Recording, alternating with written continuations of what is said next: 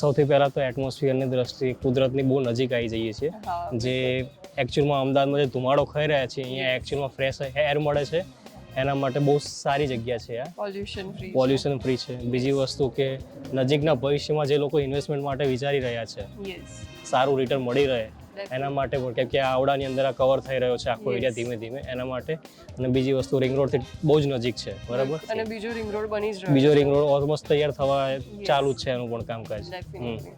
બાકી તમને ફીચર્સ કેવા લાગ્યા ઘરના? ફીચર્સ તો એમાં એવું છે કે જે જોયું એક વસ્તુ જે યુઝ થઈ છે મટીરિયલ, એમાં કોઈ પણ પ્રકારનું કોમ્પ્રોમાઇઝ નથી કર્યું, કે એ લોકો એમના ફેમિલી મેમ્બરને જે આપી રહ્યા છે સામે વસ્તુ રિટર્નમાં, એ ભાવનાથી એમણે વસ્તુ અંદર મૂકી છે. એક વસ્તુ જેમ કે નળ છે, ટાઇલ્સ છે, ફ્લોરિંગ, XYZ ઓલમોસ્ટ વસ્તુ એમાં બધી જ આવી ગઈ.